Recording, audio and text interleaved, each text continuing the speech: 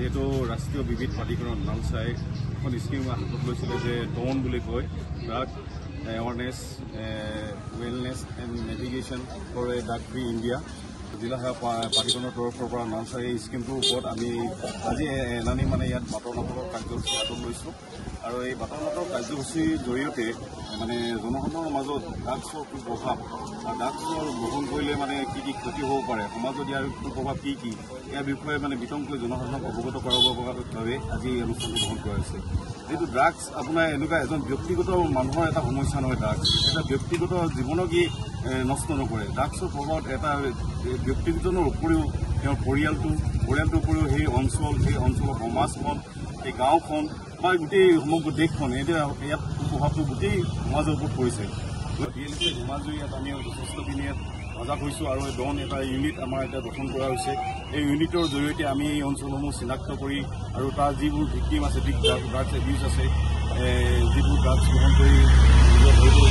প্ৰভাৱ পৰিছে তেওঁলোক ব্যক্তিসকলক আইডেণ্টিফাই কৰি আমি তেওঁলোকক ৰিহেবিলিটেশ্যন কৰা তেওঁলোকক কেনেকৈ আমি সঠিক পথলৈ ঘূৰাই আনিব পাৰোঁ তাৰ কাৰণে যত্নবান আছোঁ আৰু আজি এই বাটৰ নাটকৰ কাৰ্যসূচীৰ জৰিয়তে আমি সজাগ কৰিব বিচাৰিছোঁ যাতে ড্ৰাগছৰ কুপ্ৰভাৱৰ ফলত আমাৰ সমাজখন কেনেকৈ ক্ষতি হৈছে বা এক সামাজিক ব্যাধি হিচাপে আজি চিনাক্ত হৈছে গতিকে আমি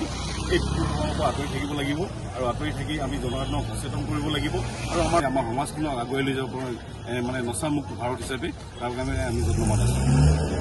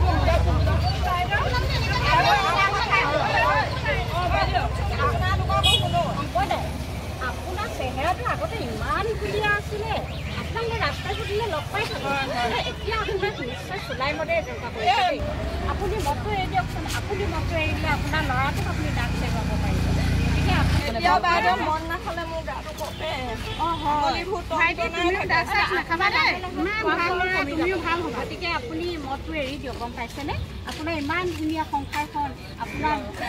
ৱাইফে আপোনাৰ ইমান কষ্ট কৰি পেলাই আপোনাক টকা পইচা ঘটি ল'ৰা ছোৱালী সংসাৰখন চলায় আপুনি যদি এনেকৈ দিনে ৰাতি মদ খাই তেতিয়া আপোনাৰ ল'ৰা ছোৱালী কেনেকৈ গতিকে আৰু তুমি ড্ৰাগছটো খালে কি হয়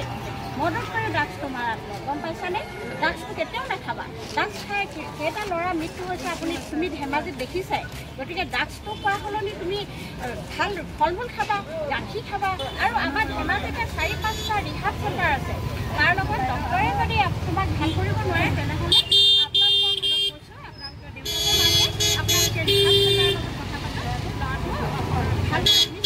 ঠিক আছে বাইদেউসকল আপোনালোকে আহিলে আৰু আজি মোৰ চকু মেল খালে মই আগতে এনেকুৱা মানুহ নাছিলোঁ ময়ো এজন সমাজ সংগঠকে আছিলোঁ এতিয়া মাজনী আৰু বাবু তয়ো জোনাকী আজিৰ পৰা তোক আৰু মই দুখ নিদিওঁ তোক বহুত কষ্ট দিলোঁ আৰু পঢ়ি শুনি ভাল মানুহ হ'ব লাগিব আজিৰ পৰা ড্ৰাগছ ময়ো মদ নাখাওঁ তোক কথা দিলোঁ আৰু তয়ো ড্ৰাগছ এৰিব লাগিব আৰু গতিকে আমি যেন আকৌ এখন সুখৰ সংসাৰ গঢ়িব পাৰোঁ সেয়েহে আহক আমি সকলোৱে মিলি সংকল্প লওঁ যে আমি এখন ড্ৰাগছ মুক্ত